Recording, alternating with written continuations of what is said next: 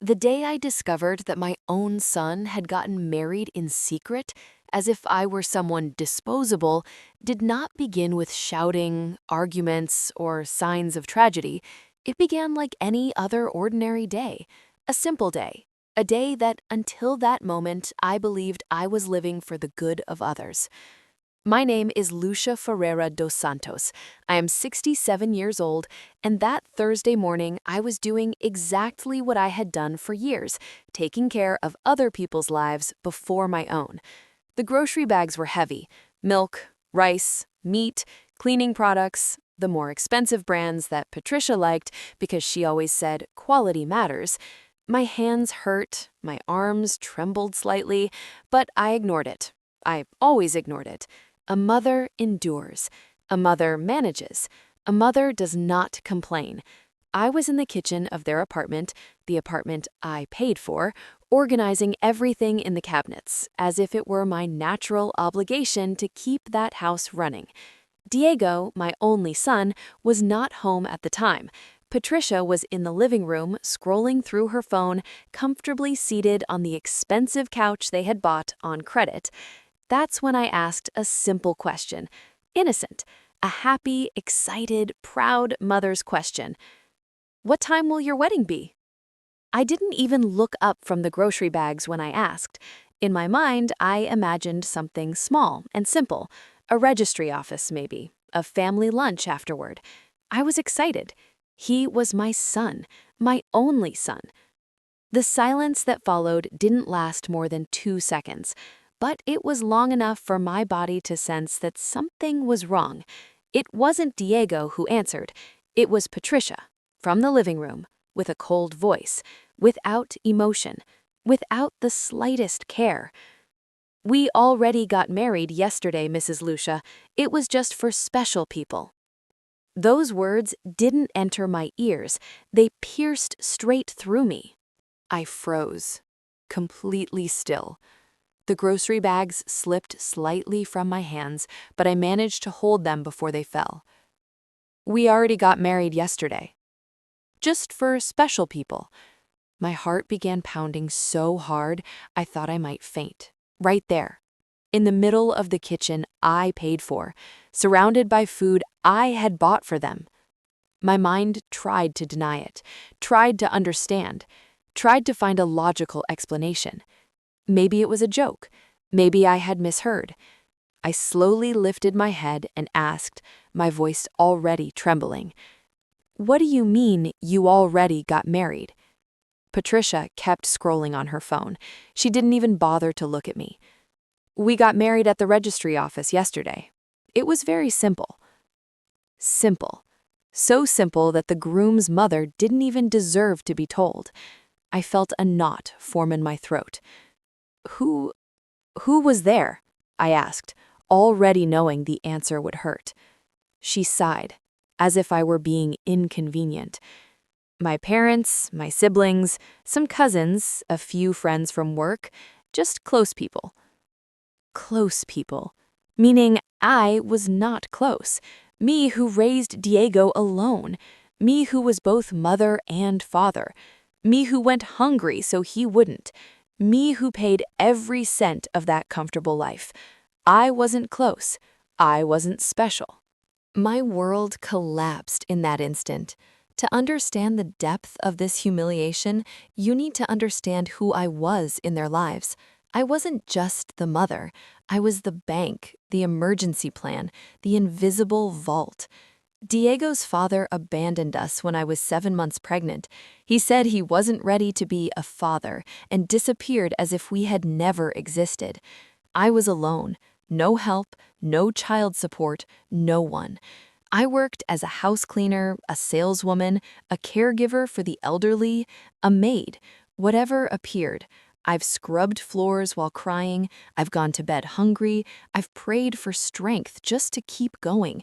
But I kept going. For him. Diego grew up smart, polite, affectionate.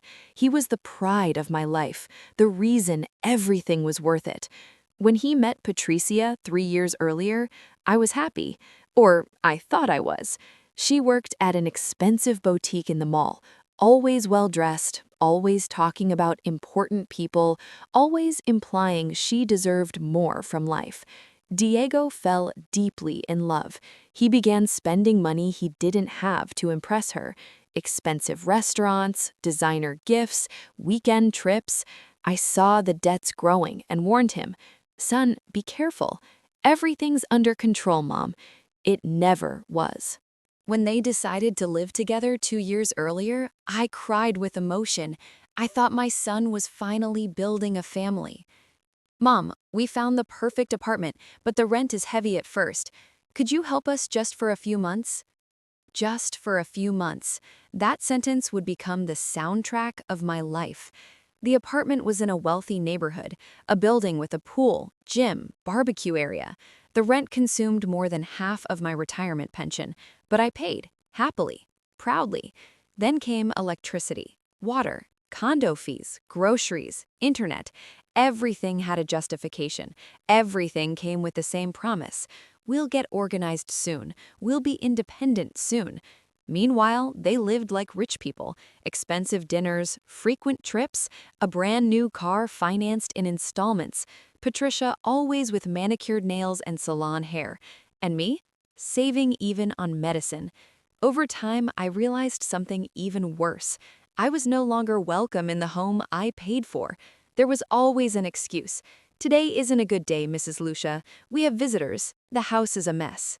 When I did come in, Patricia spoke to me as if I were an employee. "Did you bring the detergent? Don't forget the condo fee is due tomorrow."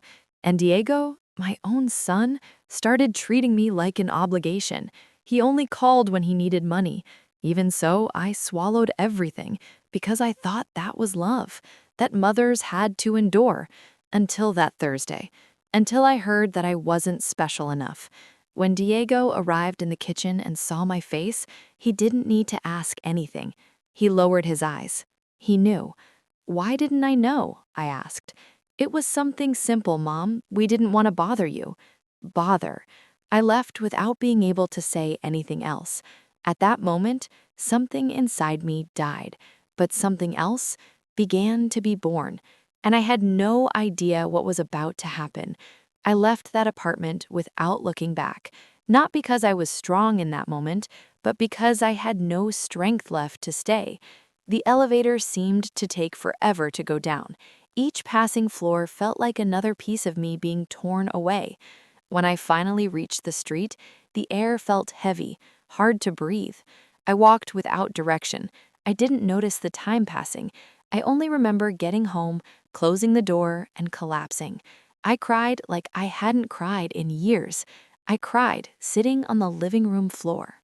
I cried in the bathroom. I cried in bed, hugging a pillow as if it could give me back the son I thought I had. It wasn't just sadness, it was humiliation. The sentence wouldn't leave my mind. It was just for special people. It repeated like a hammer inside my head. I wasn't special. Not after everything, not after a lifetime of sacrifice. I spent 3 days barely getting out of bed. I didn't feel hungry, I didn't feel like speaking to anyone, and during those 3 days, something worse than pain began to happen. Clarity. I started replaying every detail of the past 2 years. Every bill I paid, every transfer I made without question, every time I went without something because they needed it more. I remembered how many times I postponed replacing my old stove, how many times I ignored pain in my body because money was tight, how many times I pretended not to care when I was treated coldly, and I realized something that hurt more than being excluded from the wedding. I wasn't helping. I was being used. On Sunday night, something inside me shifted. It wasn't explosive anger. It was something more dangerous. It was calm, that strange calm that appears when pain has already done all the damage it can do. On Monday morning, I woke up early, I showered, I got dressed, and I went to the bank. I sat across from the teller and asked her to cancel all automatic transfers. Rent, condo fees, electricity, water, internet, everything. When she asked if I was sure, I answered, "I am." And for the first time in 2 years, I felt something close to control. I went home with a strange feeling in my chest. Fear? Maybe, but also relief. A week passed. No calls, no messages, no, "Mom, are you okay?" No apology, nothing. That hurt more than any argument, because it confirmed what I feared most. I only existed while I was paying. The following Monday, exactly 7 days later, the phone rang. It was Patricia. I answered. Her voice was different, not arrogant, urgent. "Mrs. Lucia, the rent is overdue. Did you forget to pay it?" That question felt like a slap. I took a deep breath and answered, with the firmest voice I'd ever used. "Didn't I tell you I stopped paying?" Silence. A silence so heavy I could almost hear her breathing on the other end. "What do you mean, stopped paying?" she said, laughing nervously. "You're joking, right?" "I'm not joking, Patricia. You have 30 days to take over all the bills. I'm not paying anything anymore." I heard her shouting, calling Diego. Seconds later, my son was on the phone. "Mom, what is this about?" I took another deep breath. "Special people take care of themselves, Diego. You don't need help from someone who wasn't special enough to be at her own son's wedding." He tried to say something. I hung up. And in that moment, something I hadn't felt in a long time washed over me. Relief. A relief so strong it felt like 100-pound weight had been lifted from my shoulders. But I was wrong to think it would end there. That wasn't the end. It was only the beginning. Because when you cut off the money from those who exploit you, love ends and war begins. I thought after hanging up the phone there would be a few days of silence, maybe even an apology, maybe reflection. I was wrong. The very next morning, at 7 a.m., my phone started ringing. It was Diego. I answered. His voice came soft, almost childish. The same voice he used when he was little and wanted something. "Mom, we need to talk." It wasn't an invitation. It was a demand disguised as affection. He said I couldn't just cut everything off like that I was being extreme, that they hadn't prepared for this. That's when I understood something with brutal clarity. They never prepared because they never planned to stop using me. I asked calmly, "What have you done in these 2 years to become independent?" Silence. A long, uncomfortable silence, because he knew the answer. Then Diego changed strategy. He said Patricia was extremely nervous, that she hadn't slept all night, that this was harming their marriage. That's when I said something I never imagined saying. "I slept very well, Diego." It wasn't true. I had spent the entire night awake, my chest tight, wondering if I was being cruel. But hearing him try to place the blame on me made one thing clear. I was doing the right thing. Then came the sentence that almost made me laugh out of sheer disbelief. "Do you want to destroy our marriage?" Destroy?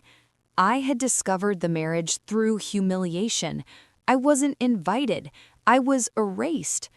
I took a deep breath and answered. "I didn't destroy anything, and I'm still waiting for an apology." Another silence, because neither of them had even considered apologizing. Minutes later, the phone rang again. This time, it was Patricia. Her voice was thin, irritated. She said I needed to understand their situation, that they couldn't afford everything at once, that I had always helped. That's when I lost my patience. "Patricia, why can't I stop paying bills that aren't mine?" She replied with something that made my blood boil. "You're exaggerating." Exaggerating?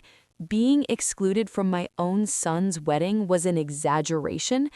From that day on, my life became hell. Calls in the morning, messages in the afternoon, voice notes at night, Diego crying, Patricia complaining, long texts on WhatsApp trying to convince me I was being unfair.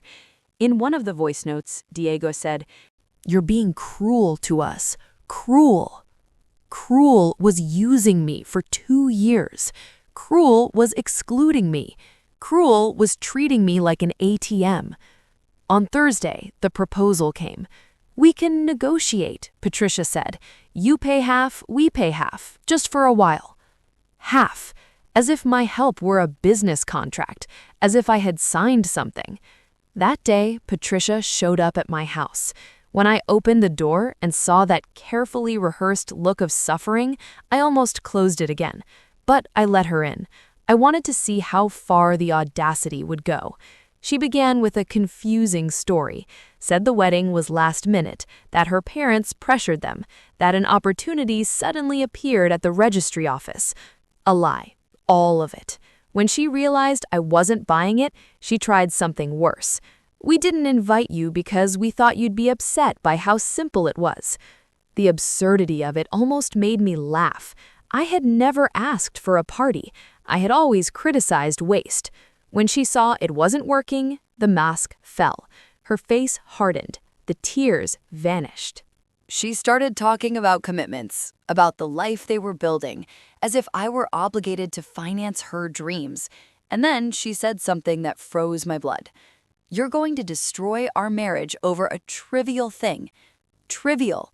My humiliation was trivial. That's when I replied, "If your marriage depends on my money, maybe it isn't that strong."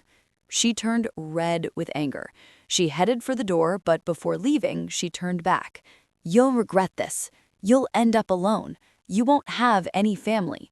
A tantrum. That's what she called my decision. When the door slammed, I was shaking, but not with fear, with certainty. They weren't sad. They were desperate, and desperation makes people reveal who they really are. On Saturday morning, Diego showed up without warning. His face was worn, his eyes red. He said they were about to be evicted, that the landlord wouldn't negotiate. I asked something simple. "How do you have no money if both of you work?" He lowered his head, and then he confessed. They owed $8,000 on their credit card. $8,000. While I paid rent, electricity, water, and groceries, they spent on nonsense. They used my money to feel free, to spend their entire salaries. In that moment, I understood everything. It wasn't need, it was irresponsibility. When I suggested they move in with Patricia's parents, I saw his face change. It wasn't an option. The special parents weren't that special after all. When he left, I sat there, staring at the door. I wondered if I was being too harsh, until I remembered the sentence. It was just for special people, and all doubt disappeared. But I still didn't know that something even worse was being planned behind my back. Something strange started happening after that week. At first, I thought it was my imagination, a coincidence. But then the looks began. When I went out to throw away the trash, neighbors stared a little longer. When I passed by the bakery, the cashier smiled at me differently, not with pity, with something closer to respect. One afternoon, Donna Carmen, who lived next door, stopped me at the gate. "Lucia, I just want to say something." Her voice was careful. "I'm proud of you." I frowned. "Proud of me? Why?" She hesitated for a moment, then said what shattered my last illusions. "Everyone here knew you were paying for Diego and Patricia's life." My chest tightened. "Everyone?" She nodded. "We saw them leaving with the new car, traveling every weekend, restaurants, clothes, salons." She lowered her voice. "And we saw you walking, saving money." I felt a wave of shame rush over me. Not because I had helped my son, but because I had been humiliated publicly without knowing. Donna Carmen wasn't the only one. Over the next few days, other neighbors approached me, some cautiously, some openly. All of them said the same thing. "We always thought they were abusing your kindness." I realized something devastating. I wasn't just being exploited, I was being mocked in silence. People watched me sacrifice myself while they lived like royalty, and they said nothing, because everyone assumes a mother will accept anything. That discovery hardened something inside me. It was no longer just about money, it was about dignity. The following Monday, 2 weeks after I cut them off, my phone rang again. This time, it wasn't Diego. It was Marlene, Patricia's mother. Her voice came firm, authoritative, like someone used to being obeyed. "Lucia, we need to talk. I'll come to your house this afternoon." She didn't ask. She informed. Every instinct in my body told me to say no, but curiosity won.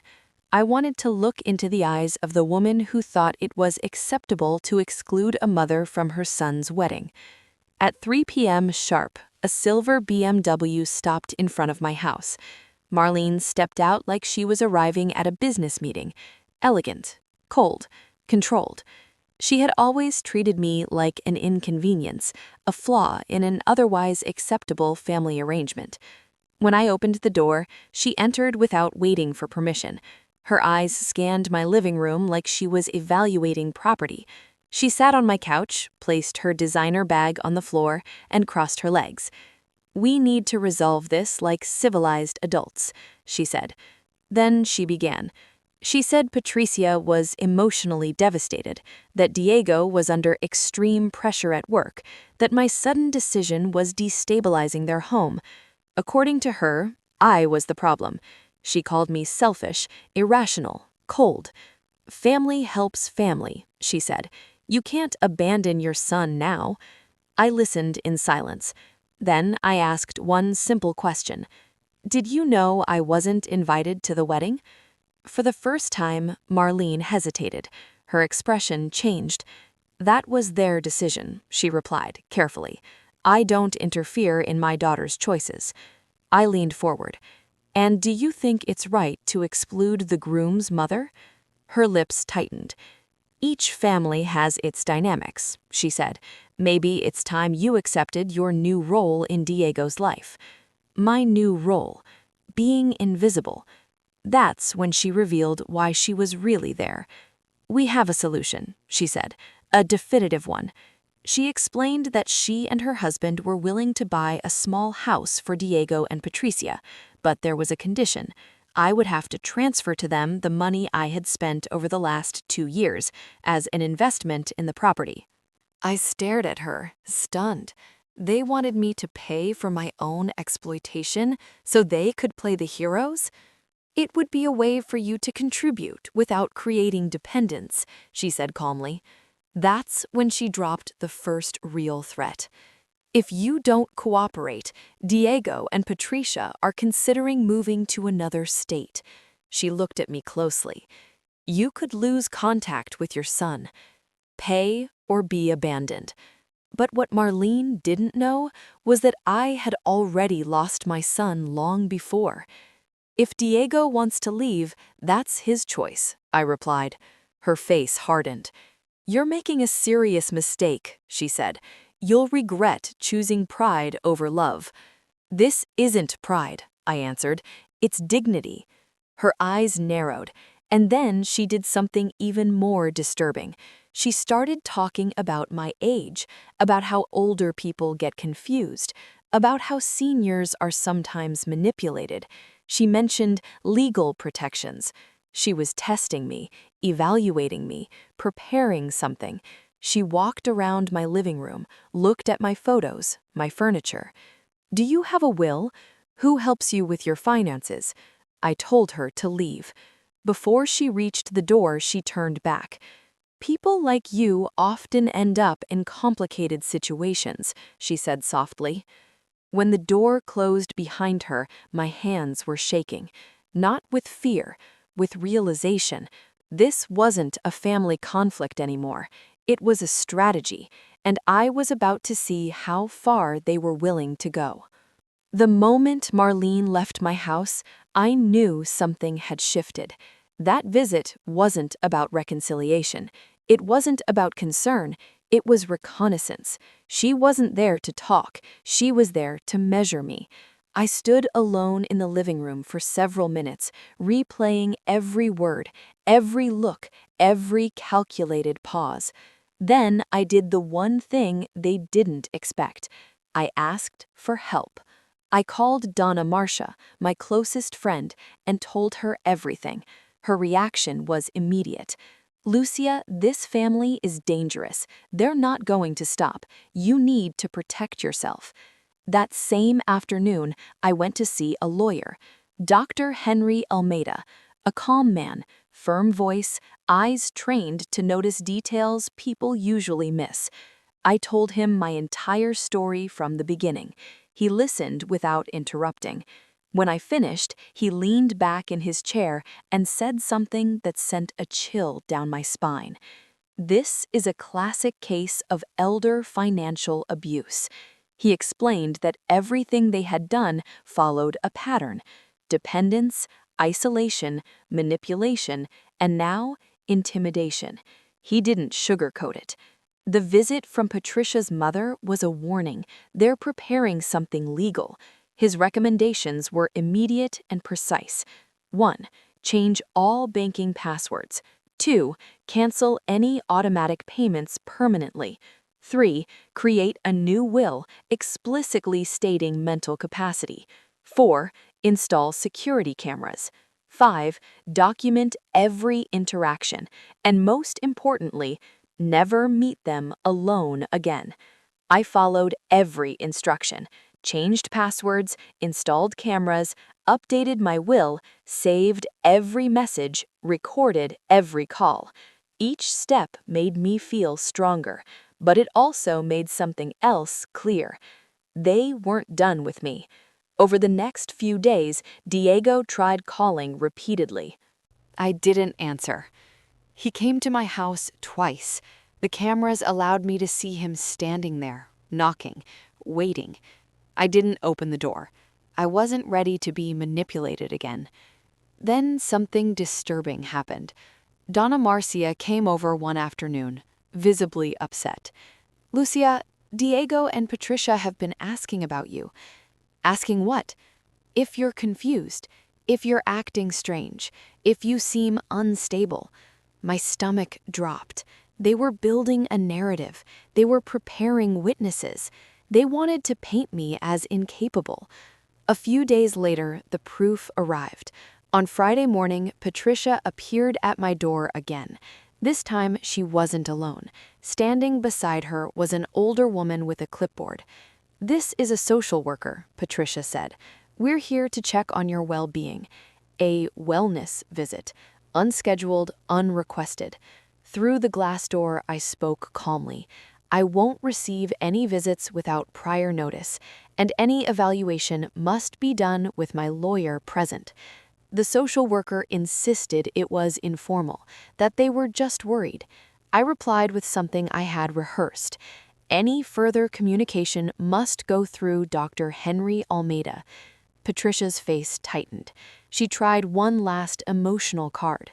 "I love you like a mother," she said. Her voice was flat, fake. When they left, I called my lawyer immediately. He confirmed what I feared. They're escalating. Next step is legal action. That night, I barely slept. Not because I doubted myself, but because I finally understood the depth of their cruelty. They weren't satisfied with taking my money. They wanted my autonomy. And then it happened. On Tuesday morning, the doorbell rang. An official court officer stood outside. He handed me an envelope. Inside were documents that made my hands tremble. A legal petition, filed by Diego Ferreira dos Santos, requesting my legal interdiction due to alleged mental incapacity. My own son was trying to declare me insane. According to the document, I was suffering from senile dementia, paranoia, irrational financial decisions, influence from third parties. They used my independence as evidence of illness, stopping payments, instability, installing cameras, paranoia, protecting myself, confusion. Every rational act had been twisted. Dr. Henry arrived less than an hour later. He read the papers carefully. His expression hardened. "This is serious," he said, "but it's also reckless." He explained we had 30 days to respond. The process could last months, and if we failed, I could lose control over my own life. That day, I felt something die inside me. Not sadness, not fear, illusion. The illusion that somewhere inside Diego, the boy I raised, still existed. At that moment, I stopped being just a mother defending herself. I became a woman fighting for survival. And I was ready. The court hearing was scheduled for a rainy Thursday morning, 30 days after the petition was filed. 30 days of silence from Diego. Not a call, not a message, not a word. Only lawyers, only documents, only cold strategy. I arrived at the courthouse accompanied by Dr. Enrique and Dona Marcia. I was calm, not because I wasn't afraid, but because I was prepared. When I entered the courtroom, I saw them.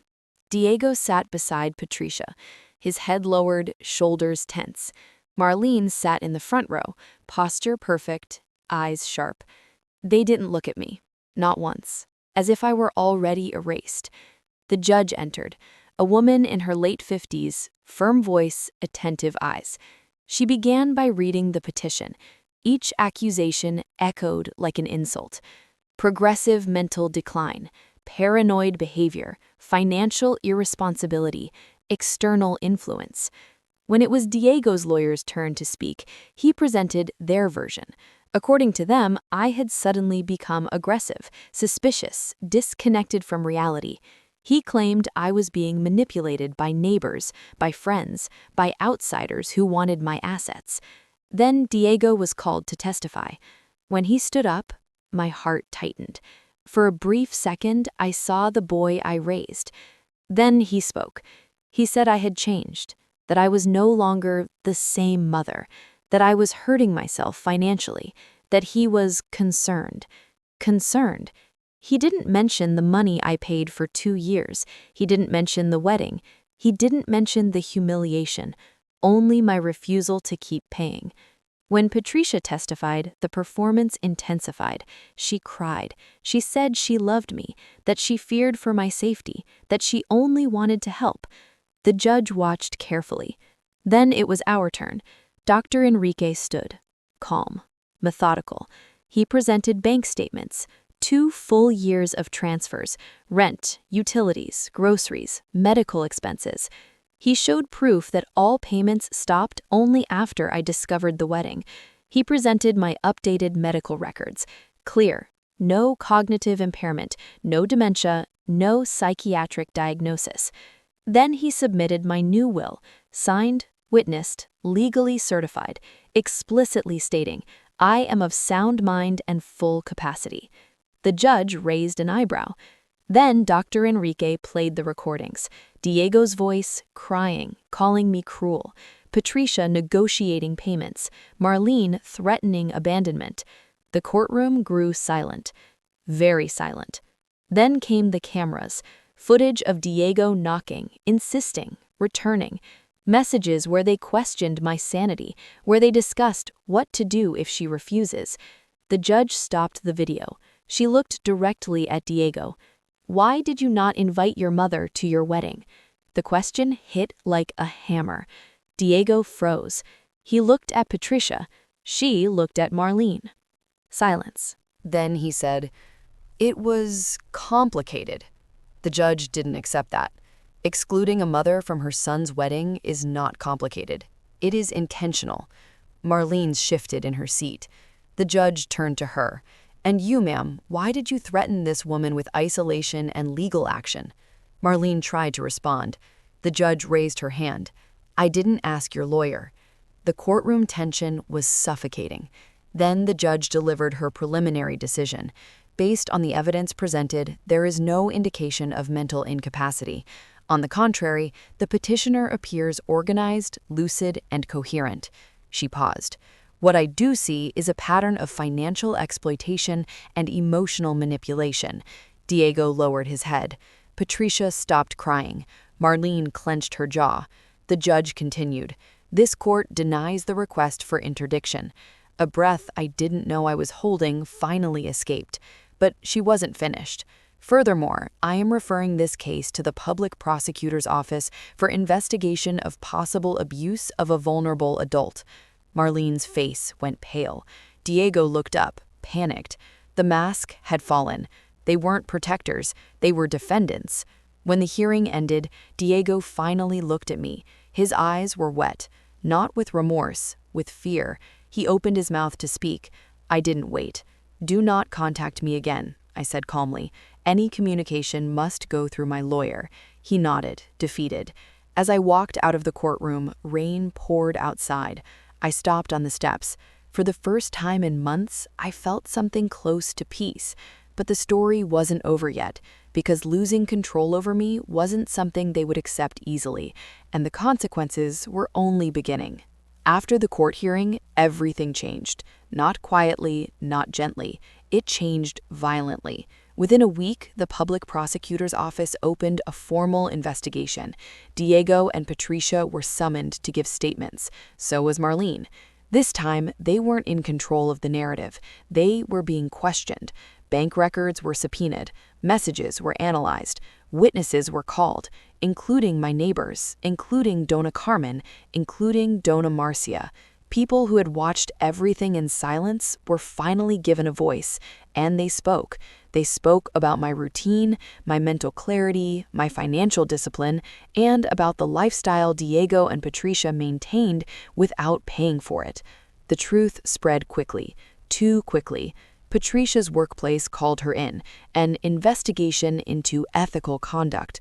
Marlene's social circle began to distance themselves. People don't like to be associated with public scandals, especially when the word abuse appears in official documents. Diego tried to contact me twice, once by email, once through a distant cousin. I ignored both, not out of revenge, out of self-preservation. The prosecutor's report was brutal. It described a clear pattern of coercion, attempted legal incapacitation for economic control. That last part was the most serious. Trying to declare someone mentally incompetent to access their assets is not a misunderstanding. It is a crime. Marlene hired a new lawyer, a very expensive one. Diego and Patricia couldn't afford that luxury. They began fighting. According to someone I trusted, their marriage was cracking. Money problems, stress, blame. They had built their relationship on my support. Without it, there was nothing solid underneath. 3 months later, the decision came. The public prosecutor formally charged them, not with imprisonment, but with civil and financial penalties. They were ordered to return part of the money I had paid, pay damages for emotional distress, cover legal costs. The amounts weren't enormous, but the impact was. Their names were now associated with exploitation, with manipulation, with abuse. Marlene, furious, tried to negotiate. She offered to settle privately. I refused, not because I wanted revenge, but because I wanted closure. Diego sent me one final message. It was short. I never thought it would go this far. I read it once, then deleted it, because it had gone far long before. It went far the moment he chose silence over respect. Patricia moved back with her parents. The marriage lasted less than a year. The special wedding became a bitter memory. As for me, I changed.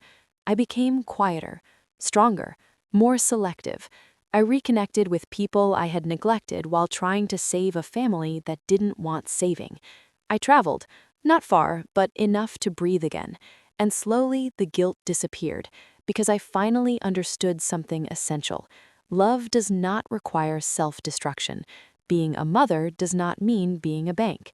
Family does not give anyone the right to erase you. Some people lose you the moment they stop respecting you, and that loss is not yours. People often ask me now if I regret what I did, if I regret cutting off my own son, if I regret going to court, if I regret letting everything become public. They ask softly, carefully, as if the answer might break me. But the truth is simpler than they expect. I don't regret protecting myself. What I regret is how long I waited. After the investigation ended, silence returned, a different kind of silence, not the suffocating one I lived with before, but a clean one, a silence that allows you to hear your own thoughts again. I stopped checking my phone compulsively, stopped expecting apologies that would never come, stopped imagining alternative endings. Life became smaller and calmer. I learned to say no without explanations, to close the door without guilt, to trust discomfort instead of ignoring it. The hardest part wasn't losing my son. It was accepting that I had already lost him long before the conflict. He was gone the moment my presence became inconvenient. That realization hurt, but it also freed me, because I stopped chasing an image that no longer existed. Some nights I still dream of Diego as a child, running in the yard, laughing, calling my name. I wake up with tears sometimes, and that's okay. Grief doesn't disappear just because you choose yourself, but grief changes. It stops controlling your decisions. It stops defining your worth. I also learned something uncomfortable. Many people around me knew. They knew I was being used. They knew I was paying for everything. And they stayed silent, not out of malice, out of habit. Because society teaches us that mothers should endure, that older women should give, sacrifice, disappear quietly. Breaking that expectation made people uncomfortable, but it also inspired some. 2 neighbors told me they stopped financially supporting adult children after watching what happened to me. One woman said, "You gave me courage." That meant more to me than any apology. I don't know if Diego thinks about me. I don't know if he feels guilt. And honestly, it no longer matters, because my peace no longer depends on his awareness. What remains after everything falls apart is clarity and dignity, and the knowledge that choosing yourself is not abandonment, it's survival. There's a letter I wrote months after everything ended. I never mailed it, I never shared it, but writing it helped me close a door that words spoken out loud never could. It wasn't an accusation, it wasn't an apology, it was a goodbye. I wrote it on a quiet afternoon, sitting at the same table where I once calculated bills that weren't mine. The house was silent, and for the first time, that silence didn't scare me. Diego, I don't know who you are anymore, and that is the hardest truth I've had to accept. Not because you changed, people change, but because you chose to change in a way that erased me. I raised you to be honest, responsible, and kind. Somewhere along the way, you learned something else, and I wasn't there when that lesson took root. I want you to know that I didn't stop helping you because I stopped loving you. I stopped because love without respect becomes destruction, and I was destroying myself to protect a version of you that no longer existed. You tried to take my voice, my autonomy, my sanity, not out of concern, but out of convenience. That broke something fundamental between us. I forgive you, not because you asked, but because I refuse to carry bitterness into the years I have left. But forgiveness does not mean access, and it does not mean return. If one day you understand what you did, I hope the knowledge makes you a better man, not a crueler one. If you don't, that too is something I must accept. I am choosing peace now, and I am no longer available to be sacrificed for someone else's comfort. Mom. When I finished writing, I folded the letter and placed it in a drawer, not as a message, but as a reminder that I had spoken my truth, even if only to myself. Some stories don't end with reconciliation, they end with clarity, and clarity is enough. Today, my life is quieter, smaller in some ways, but it is mine. I wake up without fear of the phone ringing, without guilt attached to my name, without the weight of expectations that were never fair. I tend my garden, I read, I walk, and I live, not as a mother who failed, but as a woman who survived betrayal and chose herself anyway. If there is one thing I would say to anyone reading this, it is this. If someone needs you to disappear so they can be comfortable, they do not love you. And walking away is not weakness. It is the most courageous act of all.